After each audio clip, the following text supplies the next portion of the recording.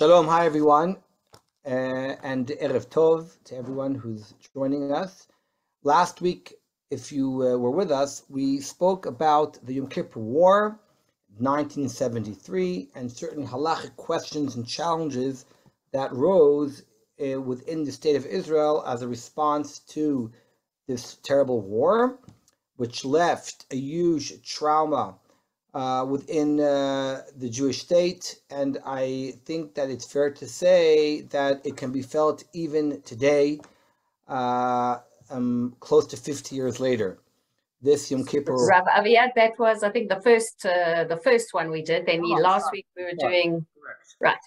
That was okay, but I actually 2 weeks ago. I'm sorry, 2 weeks ago we did that. And today's shir, the reason I mentioned that, today's shir is somehow a historical continuation of the Yom Kippur War. This year, as I just was about to say, we are commemorating 49 years for the Yom Kippur War. And next year, obviously, I imagine there will be something quite big, commemorating the 50th anniversary of the Yom Kippur War. There's no question that the events of the Yom Kippur War led to a peace with Egypt. Those of you who might want to see the conspiracy theories behind this idea can look at the movie on Netflix called The Angel. I'm just throwing it out there. A very interesting movie. True or not, I don't know. It's based on some historical fact that there was a spy, that an Egyptian spy that spied for Israel. It happened to be Abdel Nasser's son-in-law, which is quite amazing. Was he a double spy, or the whole story? I'll leave that to you to decide. But there's no question that these events led, at the end of the day, to some kind of peace agreement between Israel and Egypt. People, I'm sure, are all aware that the past 2 years, Israel had made peace with some new Arab countries that we've never really had any relationships with. And unlike the peace with Egypt, the peace with these countries was really totally different when it came to the price that Israel had to pay. Currently, we have peace with certain Arab countries in which it was really peace for peace. However, the peace with Egypt, the idea of the peace with Egypt was really based upon peace for land, or land for peace, whatever you want to call it right now. I don't want to go today into the political discussion about this. It's not my topic. I'm not interested in involving politics, even though it's obviously touching upon the political tension that this question, or that we're talking about today, will touch upon, because at the end of the day, it is a very political question that is still going on within the Israeli society even nowadays, right? What is the price that Israel is willing to pay for peace? Is this whole idea of peace for land something legitimate or not? But like I said, I would like to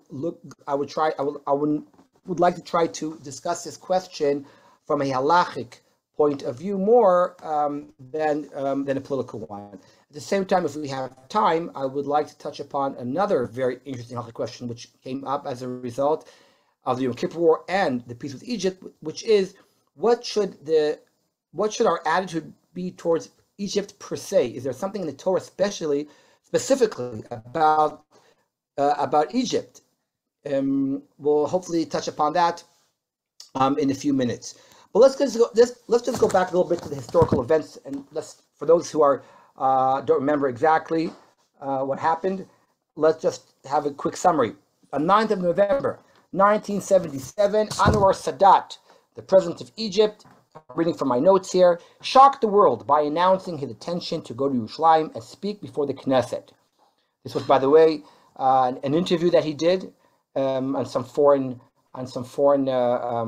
television broadcast, and people thought he was joking or not serious, and Israel, Menachem Begin, responded and said, anytime you want to come. And 10 days later, he actually arrived in Israel and gave a very famous historical speech in the Knesset, right? And you have to always remember that this is 4 years after the Yom Kippur War. And he really spoke about peace and making peace with Israel. Menachem Begin at the time, as we all know, was Prime Minister of Israel. He also greeted him and extended his hand in peace.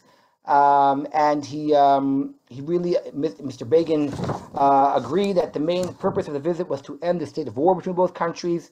And he gave a famous speech. I have the speech in front of me actually now, but you can all Google it and see the speeches online.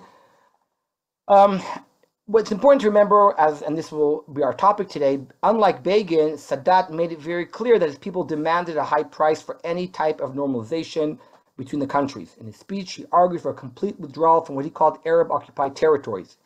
He said it very bluntly and very clearly that the demand from Israel for peace is to return pieces of land that the Egyptians claimed were theirs, including obviously the Sinai Peninsula, which, if you remember, was captured once in 1956, returned to the Egyptians, and then recaptured in 1967, and was almost taken away from Israel in the Yom Kippur War. But the war really ended with Israel being on Egypt land over the Suez Canal, and now they were demanding it back. The visit opened up peace negotiations brokered by the United States, and on March 26, 1979, an Egypt-Israeli peace treaty was signed at the White House. The details of the deal included a full Israeli withdrawal from the Sinai Peninsula, and at that time, there were already 15 settlements, right? People do not waste time. There were already 15 settlements in Sinai, including the town of Yamit. I actually remember, now you know how old I am, I actually remember going to Sinai, going to Yamit at the time. We had a wedding, believe it or not. I remember going to a wedding that happened in Sinai, not Smona. Okay, although many Israelis supported the government's decision, there were others who felt the price was too high, and Israel was creating a dangerous precedent. The movement against the withdrawal started growing bigger and bigger, and on April 19th, 1982, Tzahal began to evacuate the city of Yamit, and there were struggles going on. I'm sure people know the famous pictures of people, on rooftops fighting with Israeli soldiers. At the end of the day, the evacuation happened, and Yamit, was destroyed, and Sinai was given to Egypt. And since then, since 1982, we have had, at the end of the day, a peace. I think it's fair to say a peace, maybe not a warm peace, but for sure a state of peace between countries. No wars have been between Israel and Egypt since then. And Israelis, again, I'm not going into politics right now. It's not a warm peace, but it is for sure a situation which is, Baruch Hashem, a situation of no war between the countries since 1973, which is quite an achievement. At the time, questions were asked to the rabbinical community whether or not they agreed that with this idea of peace for land. Okay, on one hand, people like Rabbi Soloveitchik at the time and Chief Rabbi Ovadia Yosef argued in favor of the agreement, and they really believed that it was halachically permitted to go ahead with the trade of land for peace. However, Rav Goren at the time, the Ashkenazi chief rabbi of Israel, and Rav Yishal Yisraeli, one of the most prominent rabbis at the time, were opposed. In a very famous letter put out, Rav Tzvi Cook, the son of Rav Cook, put out a letter of really questioning who has the legitimate right, to decide if you can give parts of Israel as if to other nations. That is more of I would say more of an emotional cry that he had. That was his opinion. But I want to go back to the halacha and to really find out, are there sources in our books, in our Jewish sources, in that would justify or not, legitimize or not such a move. Because, as I mentioned a few times before, obviously such a question never came up in 2,000 years. Jews didn't have land, and therefore obviously they couldn't argue or discuss halachically if it is permitted or halachic problem to go ahead with such a deal. This is something very new. And the last time that maybe such questions were asked and discussed were Tanakh times. So the first thing that we're going to do is we're going to look for precedents in Jewish history, starting with the Tanakh.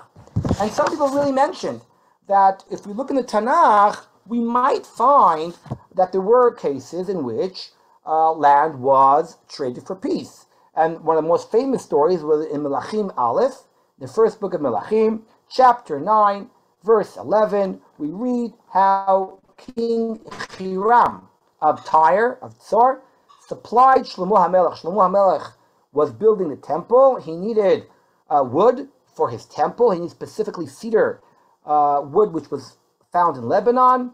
And the King Hiram supplied him with these building equipment, building supply for building the temple.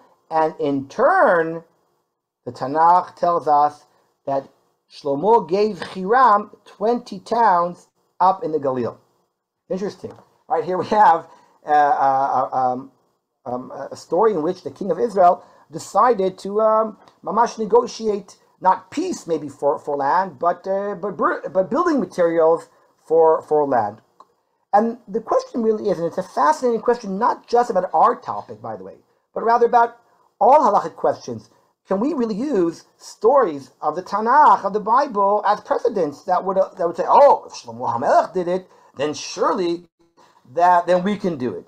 One could argue, who's to say that he did the right thing, right? The fact that Shlomo HaMelech did it doesn't necessarily mean he did the right thing. There are some times when the Torah and the Bible are very clear if what is done is a positive thing or a negative thing.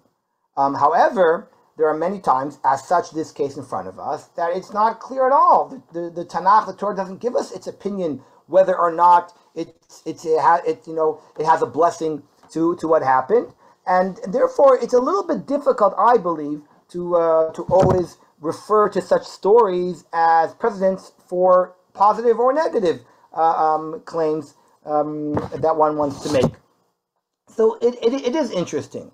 What I find fascinating is that if we continue in Jewish history, some rabbis argued that they argued about historical events, again, that took place much later, but here again, the argument was whether or not historical precedents can serve today as sources for us to be used in this case. And what we're talking about here, we're talking about, and I think I have a source sheet in front of me that hopefully I will be able to use. 1 second, let me just share it with you. Here we go. I will share it with you. Just give me 1 second. Here we go, and we should have it right here. Oh, sorry. No, wrong one. I will get the other one that has an. I'm sorry. I apologize. 1 second.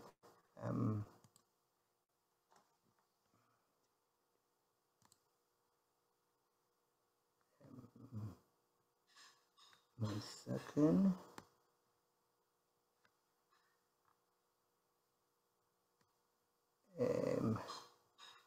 Oh, here it is. Okay. The Gemara in Masechet Gittin tells us a story. It's a quite famous story about the destruction of the temple. And what happened then? Rabbi Yochanan ben Zakkai, who was, you can see, I'm just going to highlight a little bit. Rabbi Yochanan ben Zakkai, the great Jewish leader at the time of the rabbinical figure, the rabbinical authority at the time, realized that the end of is coming close, and the Romans are about to destroy the temple. And it was his belief that instead of fighting them to the last man, let's try to negotiate, right? And that's what's important here, to negotiate some kind of deal with the Romans. I hope people are reading it to themselves as on the screen as I'm explaining, because it's a little bit of a long story. But he somehow convinced his brother-in-law, his son-in-law, who was the head of the Zealots at the time, fighting the Romans. and they smuggled Rabbi Yochanan ben Zakkai out of the walls of Jerusalem, and then he met with the head of the Romans, and it says over here, he said to him, "Greetings to you, the king, greetings to you." And at that point, the leader of the Romans at the time, who was not yet the king, really got upset at him and said, "Why do you call me the king?" And he said, and Rabbi Yochanan ben Zakkai answered him, "Because I know that you're about to be the king." And at that point, after they met and they talked and they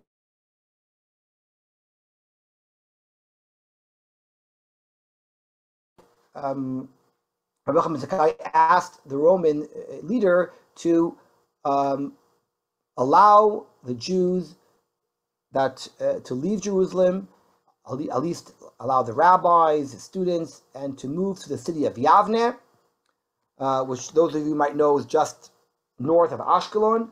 And in that city, they should be able to move there peacefully. And the idea was to build a Torah center, and that the Jewish community will still have a Torah center in Yavne. And that's the story that happened. So some people argued that surely this case proves that at times of tragedy, or tragedy that's about to befall us, at times of the threat of war and the threat of Jewish blood being spilled, which is no doubt, the threat of war is of course something very serious. When the Egyptian, after the Yom Kippur War, as we felt it very very closely, it might be that this story could serve as a precedent, as that a rabbinical figure went ahead and negotiated a peace deal with the Romans, giving up Jerusalem, as to say, right, and instead taking Yavne. Rabbi Bleich, I'm not sure if people are familiar with the name, but Rabbi Bleich is a major Talmid Chacham who lives today in America. I have on my shelf here, where is it? At least 4 or 5 of his books here. And Rabbi Bleich, in one of his articles, uses this story to bring a proof that halachically it's permitted to negotiate peace and to give up. And you can see in front of you. And again, his point of view is based upon an assumption. His assumption is the following: it is unthinkable to suppose that Rabbi Yochanan ben Zakkai act contrary to halacha. Now that by the way is fascinating, right? Because what are you saying? You're saying, listen, the great rabbi did something. Well, we can challenge it. Maybe it was wrong, right? So I'm just putting that out there, that the assumption here is that he did the right thing, and he explains, Rabbi Yochanan ben Zakkai was undoubtedly motivated by a desire to preserve Jewish lives. Continued resistance and warfare would assuredly have evoked repressive measures and the resultant loss of additional lives. Right. So Rabbi Bleich uses this as a source to back up, as a historical source to halachically permit such a deal going ahead. However, Rav Shechter, who's also a big Talmid Chacham, lives in a major Talmid Chacham, who lives also not very far, I think, from Rabbi Bleich, I think, in fact, very close by him, argues and says, no, how can you even think that this story should serve as a precedent? Because he says the Jews' revolt against the Romans was obviously doomed to failure. However, the war of the Israeli army today against the Arabs is being conducted with moderate success, right? So he says, I don't think necessarily that you could use such a story to back up this opinion. So this is just interesting historically, whether or not we can use history to back up current halachic questions and challenges. But you know what? If we were in a classroom, I'm sure some of you would yell at me, wait a second, why do we even need a halachic precedent? Why are we even looking for sources? What would be the problem with going ahead with such a deal? The answer to that is a pasuk in the Torah that teaches us that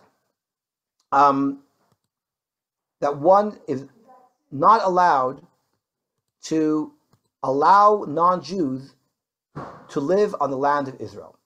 That is a pasuk in the Torah. Lo techonem.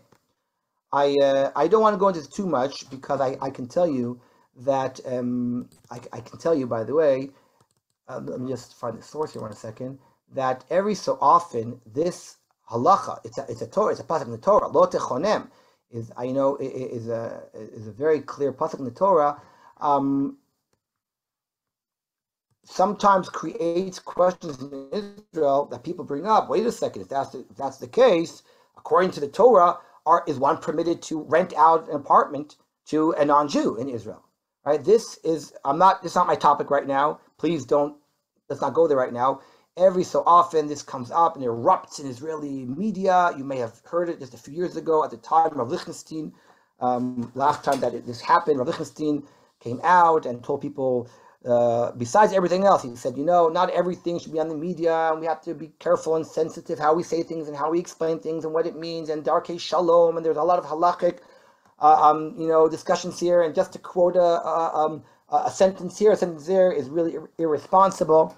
However, going back, some people really argued that lo techonem, the isur of giving land to a non-Jew, is going against the Torah. The Torah says you're not allowed to give land of Israel to non-Jews. Now, again, I think if I would be in a classroom, some of you might yell at me, wait a second, we are now still in the year of Shemitah. And in the year of Shemitah, as you know, in Israel, we have some kind of very shticky solution of how to solve the problems that Shemitah brings up with it, which is that Jews cannot work on the land of Israel during the 7th year, the sabbatical year of Shemitah. How do we solve that problem? We sell the land for the year to a non-Jew, and thus we uproot the prohibition of working the land, because the land does not belong to Jews this year. This year it belongs to a non-Jew. But wait a second, how can we do that if there's a prohibition to sell land to a non-Jew? Right? Interesting question. So this is not my topic, but I will say that some people said that the isur of selling land to a non-Jew is only to an idol worshiper. However, the Muslims of today, the non-Jews today here in Israel, most of them are Muslim, and Muslims are not considered to be idol worshippers according to Jewish law, and therefore it's not prohibited to sell them the land. Thus, we can solve as if many of these problems that we just discussed right now. Other people argued, wait a second, the case of Shemitah is permitted because at the end of the day, the Torah said you can't do it because we don't want to give away the land of Israel. But in the case of Shemitah, by selling it for 1 year, we are actually strengthening our hold over the land, and therefore it would be permitted. And one could use the same argument here. Beseder, just to go back a second, the same argument can be used in making peace, that for the purposes of making peace with the world, one would be permitted also for the peace for peace reasons. We would be allowed and permitted to give land for this purpose, even if it means going against the Torah, because we all know that for preserving life, pikuach nefesh reasons, one is permitted and even obligated to break the Torah laws. And therefore, we could argue that giving land of Israel over to Egypt would not be considered breaking the Torah law, because it would be permitted for the laws of pikuach nefesh, life preservation, which overtakes the laws of the Torah. So these were the questions that they came up that made the rabbis look for precedents in Jewish history, whether or not we see that in the past the rabbis facing similar dilemmas, what did they do at the time? So that's why people discussed Shlomo HaMelech, people discussed the story of Rabbi Yochanan ben Zakkai during the Romans in the time of Second Temple, and it was argued amongst the rabbis during the 70s, during the 80s, and many other sources were discussed and brought up. I just want to end this question with one last source, which I think is a very important source, which is a very interesting one. The Ramban, Nachmanides, mentions that there's a mitzvah to live in the land of Israel. Maimonides, the Rambam, did not mention that in his list of mitzvot. He mentions it in his book of law, but he didn't list it as one of the 613 mitzvot. The Ramban, Nachmanides, does. Not only does he list it, he goes on in a very long commentary arguing why the mitzvah to live in Israel is a very prominent mitzvah and very, very important mitzvah. In fact, he explains that the mitzvah to live in Israel also is part of the mitzvah to fight for the land of Israel. In all generations, says the Ramban, we are commanded to make the land of Israel part of the Jewish people. And if that means selling the land, we have to sell the land, building roads, building towns. If we have to go to war, we have to go to war. Meaning, any time the Ramban says that the Jewish people fight in a war for the land of Israel, this involves the mitzvah of living in the land of Israel. Now, if that's really true, then this creates a very interesting question, because I said to you before that usually we are not allowed to give up our lives to perform mitzvot, right? If someone says to me, either I am going to kill you or you break Shabbat, right? If someone puts me in a dilemma, someone puts a gun to my head, chas v'shalom, and says, break Shabbat or I'll shoot you. We know the law is very simple. Everyone knows you have to break the Shabbat. Why? Because preserving life in Judaism is one of the most important principles of Judaism.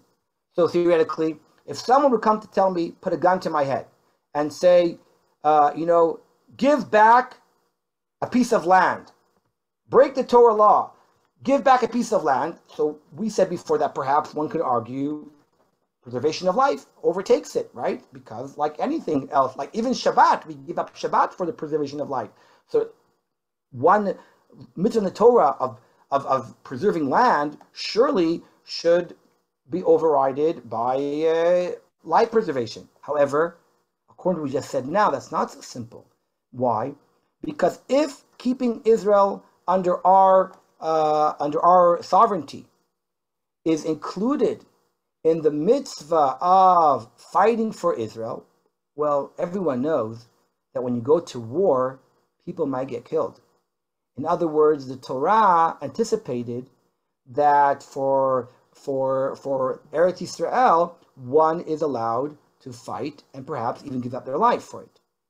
If that's really true, then it's not so simple and not so clear that in the threat of giving up your life, you would be allowed to give land of Israel to someone else. And I mean, if someone would say, for example, can you imagine if you're at war and someone would say, oh, we're going to kill you if you don't leave the land of Israel. I mean, that's ridiculous. So what are we fighting for, right? The whole idea of fighting in 48 and 67 and 73 is fighting for our country. And even if that means that we are killed or died for it, well, that's the price that we pay. We know when we go to war. I want to tell you, by the way, I wasn't planning to do this, but today a young man of 30 years old was killed in Israel, an officer of an elite unit, and they just put out things that he said and wrote about how he believes that there are things that one is expected to give up their life for, and one of them is for their country. And you fight for your country. That is a value that one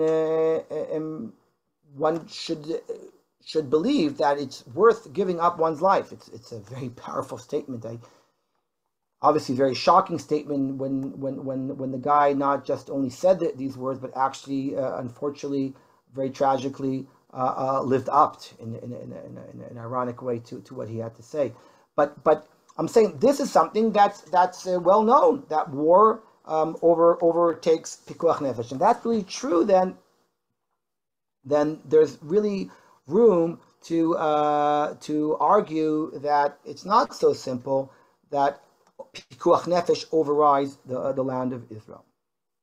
I want to say one last thing about this topic, which is up until now I suggested that this question of land for peace is a halachic question, as if it's a question similar to a question about can someone milk a cow on Shabbat, right? And we have to ask the rabbis what their opinion is. It is my personal opinion, and I back this up from many sources, which I don't have the time right now to prove, that this is not a clear halachic question. I personally believe that it is true that the Torah, the Halacha, our sources have what to say about such a question. There are precedents, passages of the Talmud, of the Rambam, that one can bring for and against in this argument. However, I also believe that in a democratic state that we have, thank God, in which we choose our leaders, I believe that the Torah also gives the power to the leaders to make decisions, like any other country, of questions to do with life and death. The same way a government is permitted to declare war, it also, I think, has the same right to decide which pieces of land right now it wants to keep and which it doesn't. With all maybe my personal opinions or someone else's personal opinions for or against, I believe in the legitimacy of the government of Israel to make these decisions. And it's not so clear to me, and this is a very big question which I can't go into right now, where is the meeting point between Jewish law and government decisions of such volume? This is a very, very fascinating question, and I think it is still a major question today in Israel that has to do between religion and state. Where exactly is the opinion of the Torah in matters of state? How much should they be taken into account in questions that are not necessarily clearly religious questions? I'll throw out to you a very famous discussion, which is hugely argued amongst Israelis today, which is, for example, what is the price one should pay when one has a soldier, lo aleinu, in captivity? How many terrorists should one free as if for the life of one soldier? That is a huge debate in Israel, and believe me, there are many sources in the Talmud that talk about this, because unfortunately in Jewish history there were such cases in the past. Again, should we back our opinion up only based upon Talmud and Torah sources, which is obviously very important? Or should we also say, right now the Israeli government and the Israeli army, for that matter, have other considerations to be taken into account that work side by side with the Jewish halachic religious sources that we mentioned before. So I believe personally, at the end of the day, this is more of a democratic right of a government to decide for or against such a question. That's why we go to elections every 2 months in this country to make these decisions, unfortunately. But that's my opinion. I know not everyone agrees with me, but that's a little bit where I want to go with this question. The second question, like I said to you before, is a very interesting question regarding Egypt per se. What is the status of Egypt in the Torah? What do I mean by that? During the Yom Kippur War, believe it or not, and during the peace accords with Egypt, some religious people questioned if they are allowed to travel to Egypt. I don't know if anyone here has been to Egypt, but there are sources in our Torah that indicate that it is prohibited to travel to Egypt. And this is based upon psukim, verses in the Torah, that tell us quite explicitly that we are prohibited to return back to Egypt. In fact, it is mentioned in 3 places within the Torah that it is a prohibition for Jews to go on the journey back to Egypt, to travel to Egypt. It's very interesting, by the way, because the Torah here, on one hand, is telling us that Egypt is a symbol of our captivity, our very tragic years, that we had in Egypt, and therefore we should somehow distance ourselves from Egypt. At the same time, the Torah teaches us, you shall not despise an Egyptian, for you lived under him in his land, right? That is a fascinating kind of contradiction, which just highlights the complex relationship that Am Yisrael had towards the Egyptians. Why do I say that? Because I'm going to already tell you the end of where I'm going with this. We've had other stories in Jewish history where I think that many of us have felt complex messages towards certain countries and how we deal with them. There were two countries, specific countries, that similar dilemmas came up and still come up in the Jewish community, and that, of course, is Spain and Germany. What should our relationship be, with Germany, even today? I can tell you, and I found this fascinating. I do believe that in my lifetime, I'm not that young, not that old, whatever I am what I am. But I feel that I really feel that when I was younger, there was still a very strong opposition in many Jewish households to purchase German products.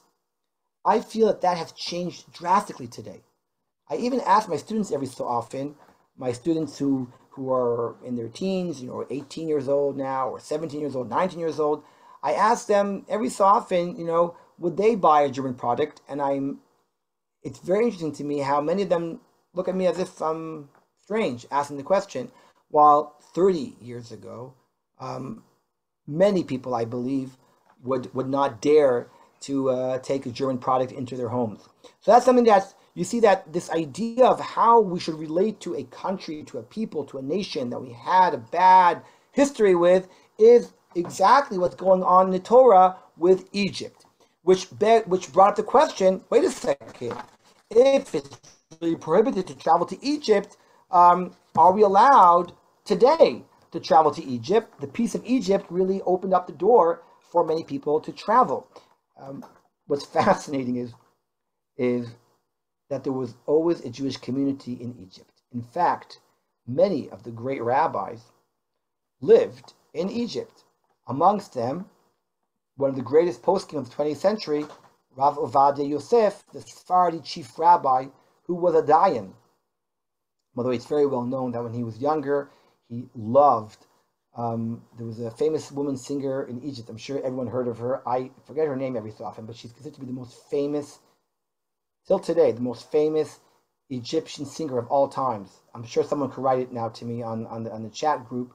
I forgot her name right now, but it was famous. Chief Rabbi Rav Ovadia Yosef was a big fan of her songs. And Rav Ovadia himself lived in Egypt, right? And the Radbaz, also a great posek. But wait a second, forget the Radbaz, forget Rav Ovadia. The Rambam, Maimonides, who himself writes in his book that it is prohibited to return to Egypt. He himself lived in Egypt, right? So, by the way, there's a legend. Ilana, we have told what time? Sorry, we have till 8:45 or 9:45. 9:45. Okay. Yeah. So in fact, Rav Ovadia, the Rambam, who lived in Egypt, really is a very, he writes on one hand, you shall not live in Egypt, and then he himself lived in Egypt. How can that be? There's a legend that the Rambam used to sign his name.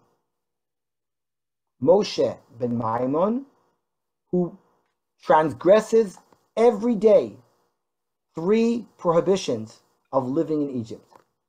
This is mentioned by one of the great poskim, the Kaftor Beferach Va'ashter Parchi, who lived in the 16th century.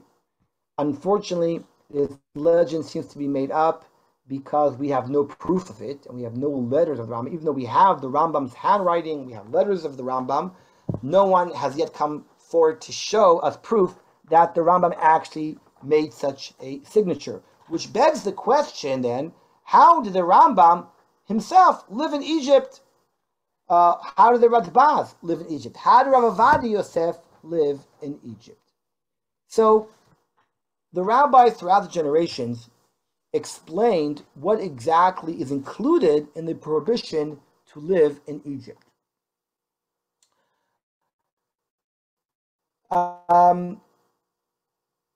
So, for example, one of the great Rishonim, the Reim of Lezer of Metz, who lived in the 12th century, understood that the prohibition is only limited to traveling from Israel, per se, to Egypt.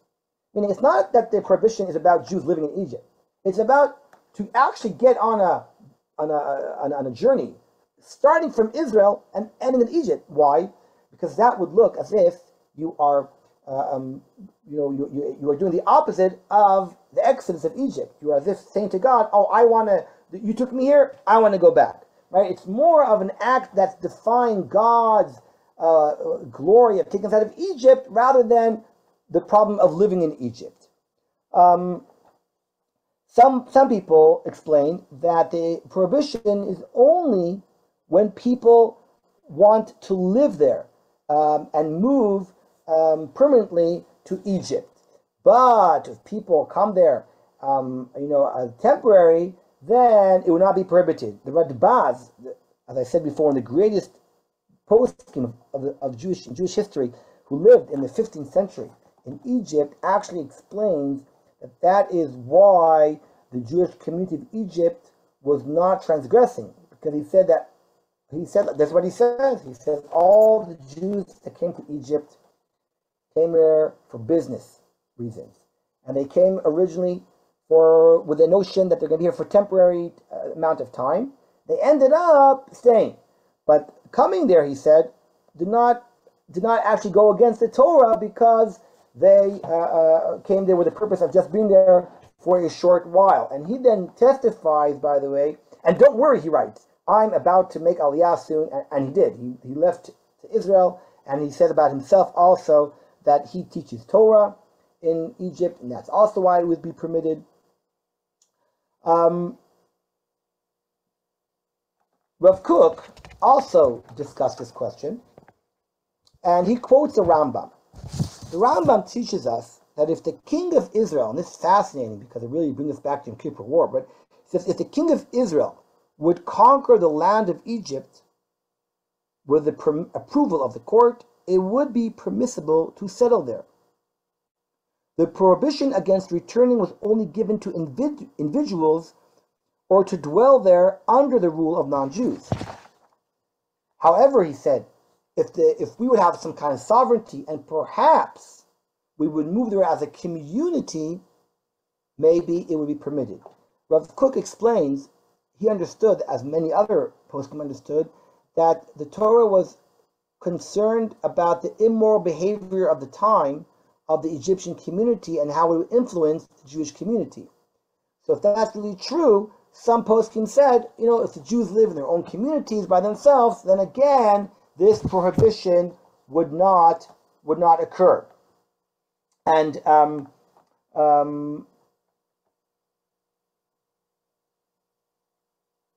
some people say that the Egyptians of today are not the Egyptians of that time.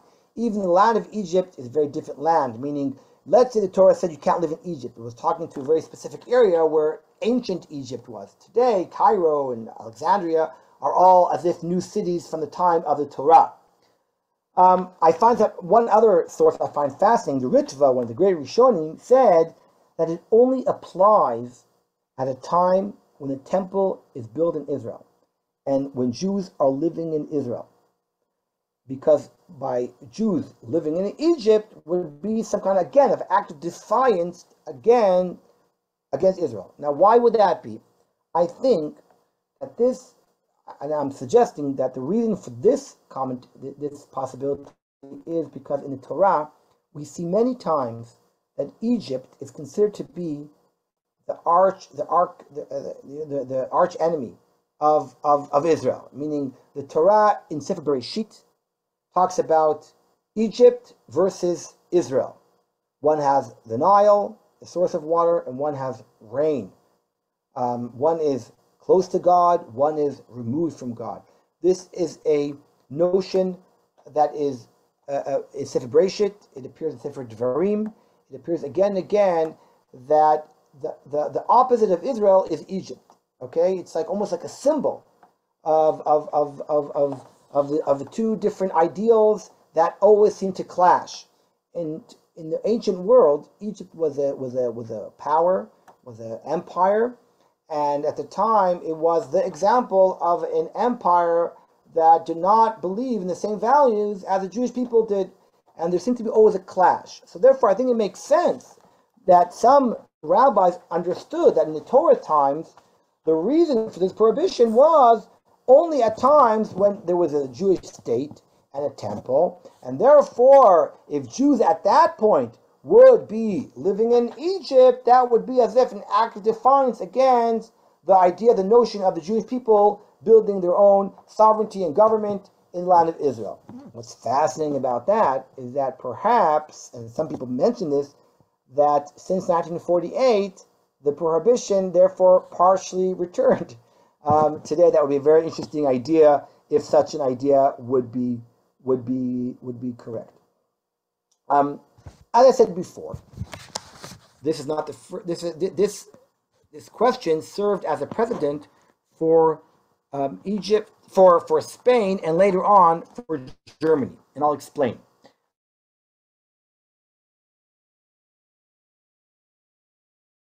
That Jews are not allowed to live or visit in Spain. By the way, I would be very interested. I know that I can't see people's faces so well here, but I would be very interested to know if people ever heard of such an idea. Did anyone here ever hear of such an idea that Jews are not allowed to visit or live in anyone? In Spain? After the expulsion of Spain in 1492, we find many people talking about that there was a decree that Jews cannot visit Spain, and there are actually many people that discuss this question. Professor Mark Shapiro wrote an article about this, and he really he has a fascinating discussion about this. He concludes that there is no real source that backs up this idea. Rather, it sounds like a legend. Rav Kook was asked this question in his book. In one of his books, he discussed, people asked him, can you go visit? And he said, listen, regarding Egypt, we just learned that the Torah prohibits it specifically, clearly, and yet the rabbis have always found ways around to permit Jews to visit, temporary, to go different ways, to live in different places.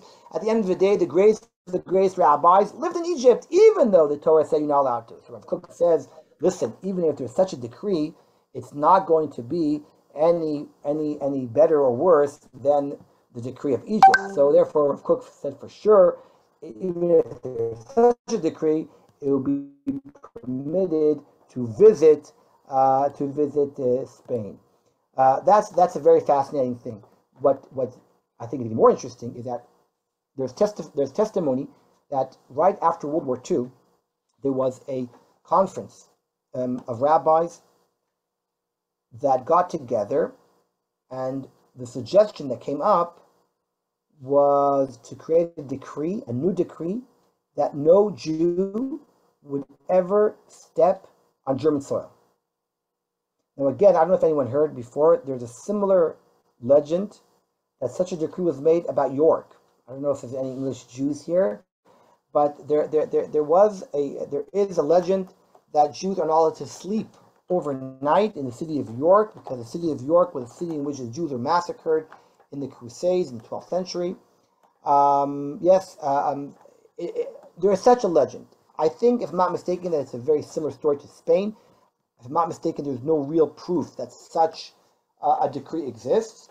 But one of the great rabbis at the time that discussed this question, Rabbi Shalom Rath, who was a dayan in Yerushalayim, and he came up and said, listen, he said, Rabotai, the Torah told us not to live in Egypt. And yet we've had to explain throughout Jewish history, why is it that so many people live there? So what are you trying to do? You want to make up a new decree that we know from the beginning we're not going to be able to keep, right? If for Egypt, Jews are still going, visiting and going back, and we have to somehow explain it, let's not look for new decrees that we know we won't be able to keep. What I find fascinating about this question is, again, the Torah's attitude towards Egypt can serve us as a precedent of how we should, what our attitude should be towards countries and nations that harmed the Jewish people in the past, and what should our attitude therefore be nowadays as time goes by, that on one hand we want to preserve some kind of memory to the past, on the other hand it's not the same people that harmed us then that are alive today. But again, if we would just, if we would dissolve any kind of feelings or emotions, then we would forget our past. So how do we, on one hand, remember the past, commemorate the past, and give over to our children, next generation, the history of the past, but at the same time somehow ensure that we are able to deal and live with it within the world that we live in today. So I think that this halacha that we just discussed, that was brought up during the Yom Kippur War and more during the peace accords with Egypt, really can serve as a good example for all of us of the delicate kind of complex message that we have when we deal with our past in the present. I think that's why it's mamish a very interesting halachic matter that we can actually learn from a lot nowadays as well. At this point, I would like to stop a second and turn over if people have questions or comments that they would like to make. I saw that there were several comments that were made, and I wasn't able to really respond to them. But this would be a great opportunity if people have questions that they would like to ask or comment. Anyone?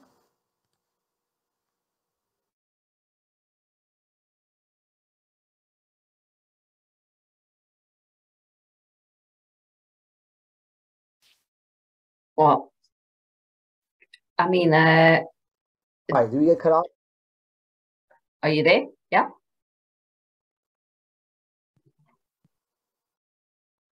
Rav Abiad, can you hear us? Can you hear me? Yeah. Yes. I think the signal just dropped a little. Okay. I was saying at this point, if people have questions or comments, this would be a good time for them to, if anyone has anything to say, please feel free to comment now. I'd like to say something. Please. Hold on. Yeah. Oh, no, sorry. Yeah. My problem is that I'm referring to the first part of your talk about the halakhic implications of giving up land for peace.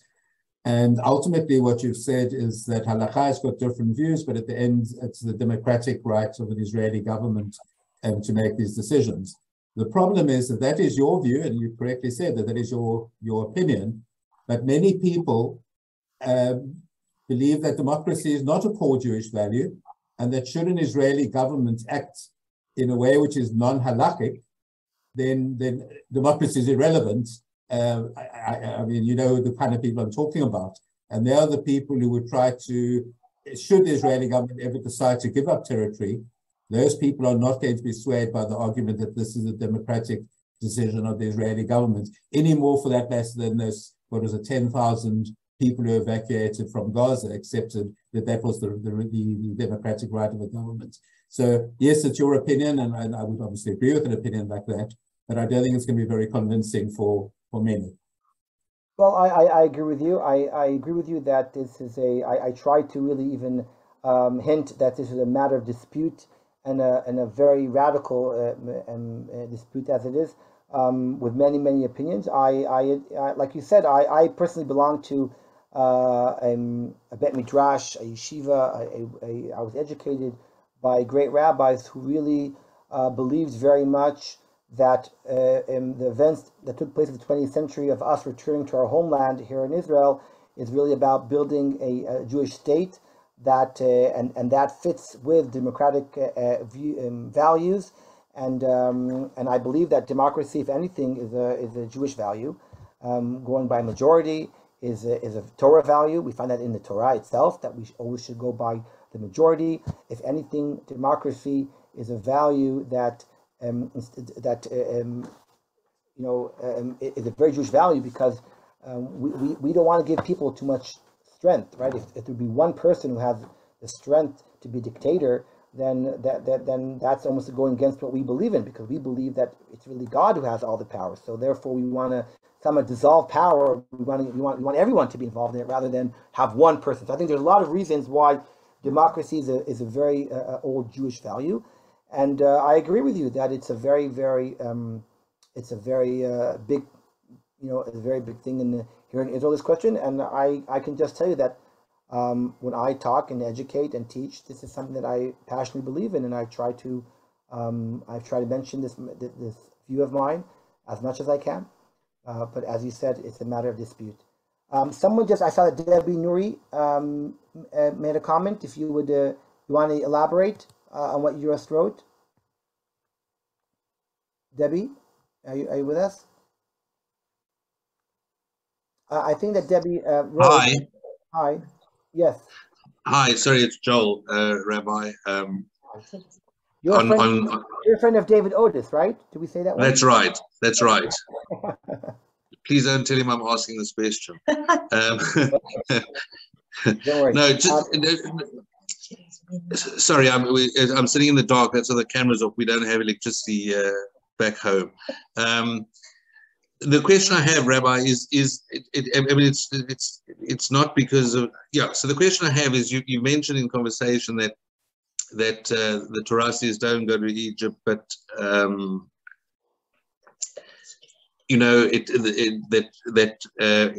the rabbis have changed the law and said, well, you can go if you're doing A, B, C, D, E, F, G. So the question is, what is stopping rabbis with modern opinions like you have on what you just mentioned, changing other laws within Israel, not within Israel, within the Torah, or being a bit more lenient on other laws that are, and I don't want to be radical on this, for example, on kashrut or any other.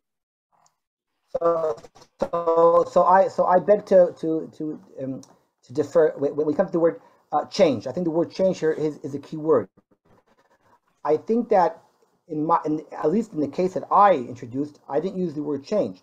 I think that when the rabbis examined this question of the Torah, they asked whether or not it is a relevant prohibition nowadays. Is it relevant in these circumstances? What does the Torah mean? I mean, it's part of an interpretation, commentary, what the Torah meant, and therefore now we can challenge whether or not, in this case, it still exists. There are many cases, right, that we say, listen, with all our,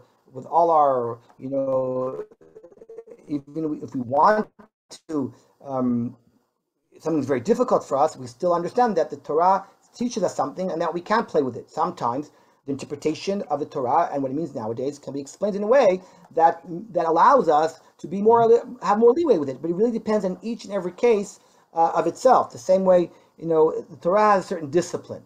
I think it's very important to remember that.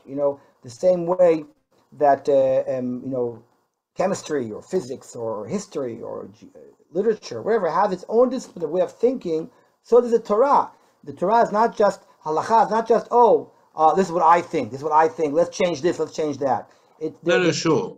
Right. So I'm saying there's a certain discipline of thought of how we arrive to certain conclusions, and I would say that in each and every case we have to somehow learn the topic, learn the case in front of us, and ask ourselves whether or not this halacha is relevant nowadays, and if it is, who does it apply to? How does it apply? To whom does it apply?